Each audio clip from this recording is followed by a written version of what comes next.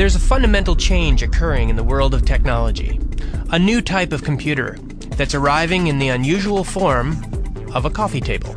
This past March, Microsoft invited Popular Mechanics to the company's Redmond, Washington campus for a first look at a top-secret project codenamed Milan.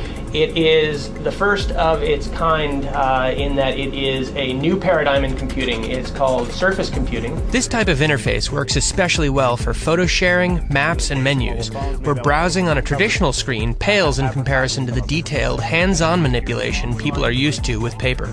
You can do things like organize your photos, drag them around and resize them, and play with them as if they were real photos, real printed photos. And here we even have a little video. Surface computing utilizes multi-touch technology, which is a multi-finger, multi-user interface that has been bouncing around the world of computer science since the 1980s. This is a multi-touch input device, and multi-touch, which generally means multi-point input devices, are about allowing more than one input to be processed at a time. NYU computer scientist Jeff Hahn builds huge multi-touch displays for corporate and military clients through his company, Perceptive Pixel. In fact, multi-touch is swiftly becoming the hot interface for electronic devices. Multi-touch, first of all, allows for direct manipulation. It means you're actually contacting not through an intermediary, but actually on the graphics itself. It's a direct manipulation interface.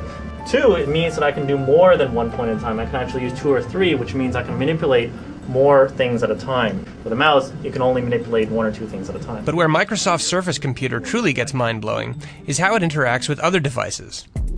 The Surface computer uses a series of infrared cameras to literally see what is on its tabletop. What we're able to do is also have interaction with objects on the surface. So when we place an object on the surface, the cameras can recognize what that object is and allow us to interact directly with that object that we've just placed on the surface. We see this as a whole new category, a complete new ecosystem for computers. Here we have a wireless camera, and a lot of wireless functionality is built into the Surface computing platform, and it's evolving into devices such as this camera.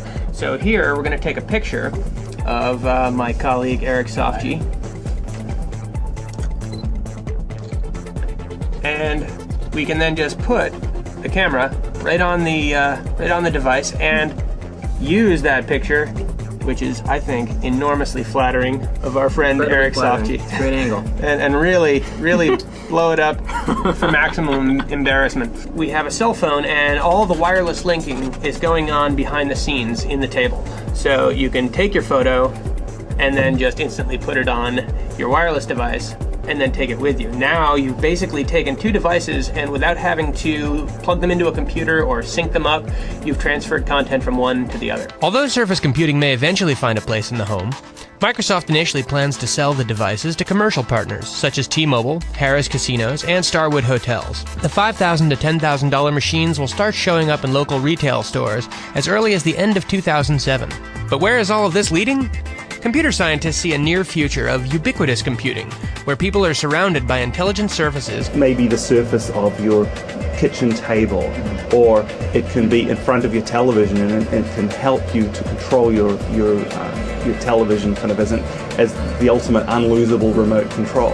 Eventually, of course, this will trickle down, and I am very positive, and I firmly believe that this kind of thing will be in that near future where we have wallpaper displays in every hallway, every desk, every surface starts to become an interface to a computer, and in order for that to happen, we need interfaces like this. You can learn a lot more about Microsoft's Surface computing device, as well as Jeff Hahn's multi-touch display, at popularmechanics.com. For popularmechanics.com, I'm Glenn Doreen.